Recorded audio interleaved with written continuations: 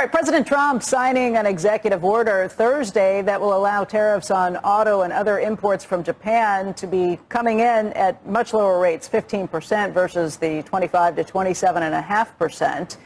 Joining us right now to talk about this is Commerce Secretary Howard Lutnick. And Secretary Lutnick, thank you for being with us today. Let's walk through how this kind of played out and what the specific details are in this agreement.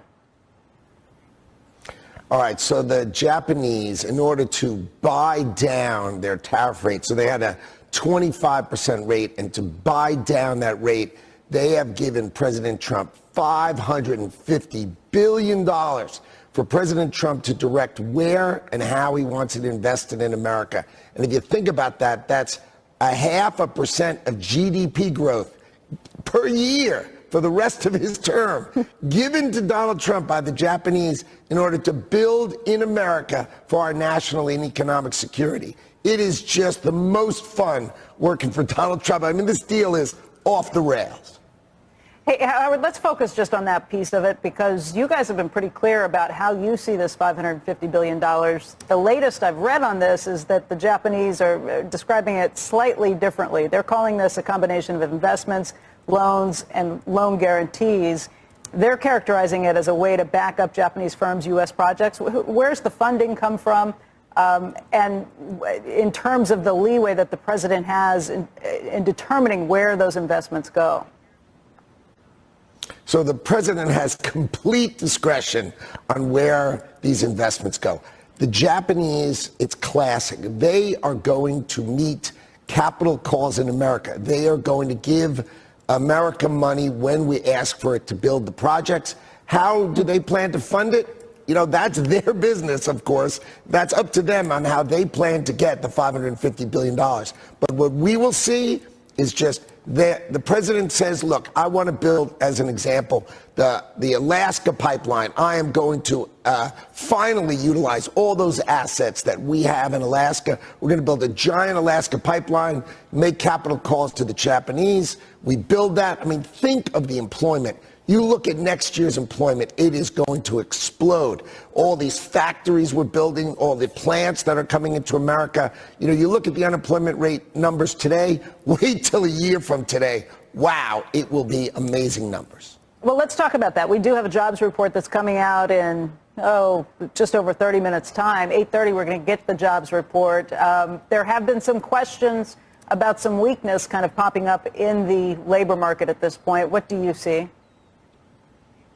Well, the fact is the Donald Trump economy is just beginning, right? I mean, he's convinced all these companies to come in using his tariff policy to just come on in and build here. Way over $10 trillion of investment. So look a year from today, the end of this year starting, and look a year from today, you're going to see employment numbers that you never imagined, because what it's going to do is it's going to take the 6.9 million Americans who are capable of working, who are sitting on the sidelines now because they just haven't had the jobs they were looking for. They're all going to come into the workplace because we're going to train them. These are tech jobs. These are building these factories and operating these factories. These are great technician jobs, fixing factories, building the HVAC systems. I mean, these jobs are coming, and we're going to train over 5 million Americans for these jobs, and you're going to see unemployment numbers that you've never imagined.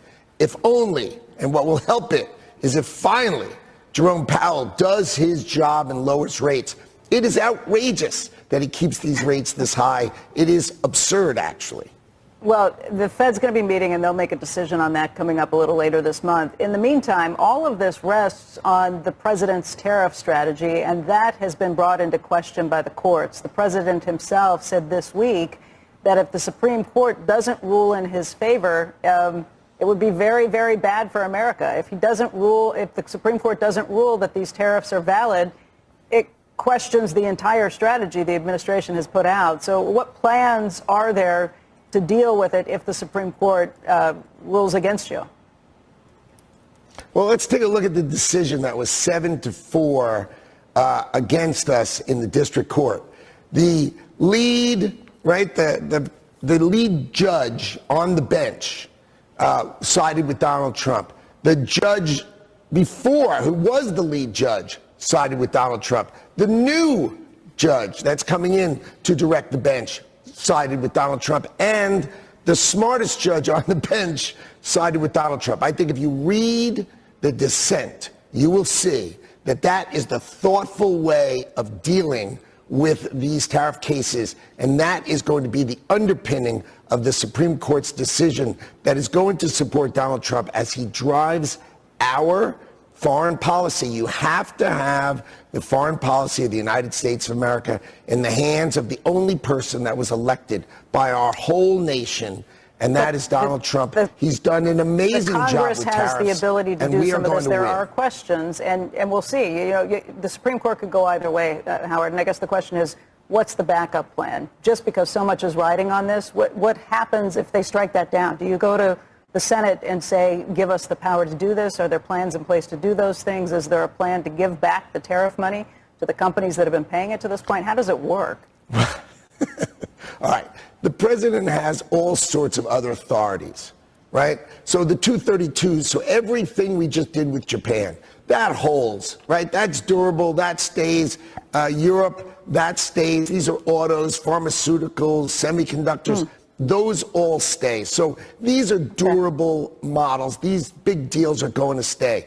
We have lots of other authorities that the president can use. They're called 301 and 338. I mean, he's got tons of authorities. This was fast and easy and incredibly smart, and that's why he did it. And look what we've achieved. You have over $500 billion a year coming in, asymmetric. Nobody is retaliating. Even the Canadians, the ridiculous Canadians who were retaliating, finally took down the last retaliatory tariffs. Nobody retaliating, asymmetric, right? You have Europe paying us 15% while our exporters can pay 0. You have the smartest trade policy. Now, the icing on the cake was the Japanese deal. Their tariffs go down to 15%, and they give Donald Trump $550 billion to go build what he wants. He wants to bring semiconductors home. You're going to see semiconductors home. How about generic pharmaceuticals? The Chinese make antibiotics. Why are we dependent on the Chinese to make antibiotics? Now the Japanese funding is going to build generic antibiotics in America so we can take care of ourselves. This is the smartest deal that anybody's ever done, and the only way we get this kind of deal done is because Donald Trump's in the Oval Office. Hey, Mr. Secretary, we're going to hear these jobs numbers, and just to go back to that for a moment, in about a half an hour, I'm curious how you think we should think about the credibility of these numbers, given that the president removed the former head of the BLS. There's a new person in that role. Has there been a change, a meaningful change to the methodology with which we should see in these numbers, and should we think they're more credible than they were a month ago? Well, I think you take the noise out, meaning if the leader is bent against Donald Trump, then they're going to have, such errors, and those things are bent. We've seen that in all sorts of agencies throughout this government. If the people, the holdovers from the Biden administration, they're just bent against the president's success. They're rooting against America and against Donald Trump, and that's got to end. So he can't replace somebody, 2 weeks ago, and you expect fundamental change. But what you will get is an agency that's on side, just trying to do the best and put out the correct numbers. And that's what Donald Trump has to do, and that's what this whole cabinet has to do. They have to get rid of people who are against the president, against the elected leader of the United States of America, and get people on side who just want America to win. Donald Trump wants America to win, and anybody who's against him is really against America being the greatest. I understand that, Mr. Secretary. I would imagine, for the purposes of numbers, though, that come out of a group like BLS, what the American public, what the world public, the CEOs in America, the Fed, anybody who's making decisions on these numbers, actually, they don't want someone who's there to win. They just want somebody who's there going to give them the most accurate, timely numbers that possibly exist. Just accuracy is probably the only thing that they want. So what I'm asking is, today, when we see those numbers, whether we should believe they're accurate.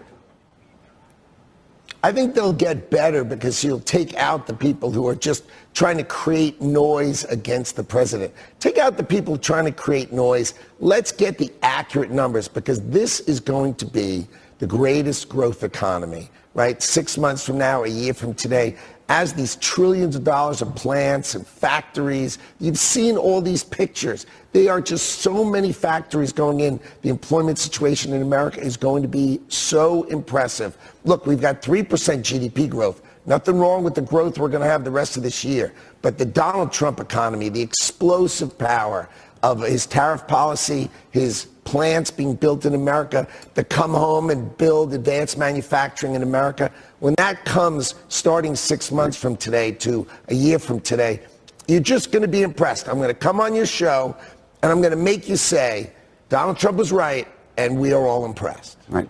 Mr. Secretary, two other quick questions. We had Ro Khanna on the broadcast earlier. He was very critical of the president, and particularly, interestingly, critical of the CEOs who were at dinner with the president last night, arguing that effectively, as they went around the table, praising the president, that this was performative. What's your reaction to that? You know, when you go around the table and you see these CEOs and they articulate that they are committing $600 billion more of investment in America, and you say that's performative, you are telling a joke. They are articulating to the president that they would not have been building these kind of factories, these kind of plant, this kind of massive investment that we together, I'm 64, I've never heard this kind of investment ever. You see it one by one by one. Imagine 3 people spoke and he equaled 1.5 trillion in investment at one dinner. I mean, I think that is performing for the U.S. economy and for the benefit of America. And can you speak to this? One of the people who was not at that table was a former colleague of yours, Elon Musk. Was he invited to this dinner? No, I don't know. You know, I don't really go over the guest list of these kind of things. But, you know, Elon's company is doing well. Did you see his compensation package this morning? $1 trillion over 10 years if he reaches the milestones. What do you think? Right. If he grows the company 10 times, they can give him $1 trillion. You know, if you make your shareholders, you know, $20 trillion, it's not that bad. But, I mean, it's kind of fun to say I'm going to make my investors $20 trillion. It's pretty impressive, actually. It's kind of funny to think about. Secretary Lutnick, thank you for joining us this morning. We appreciate your time. Thanks. Great to see you. You too.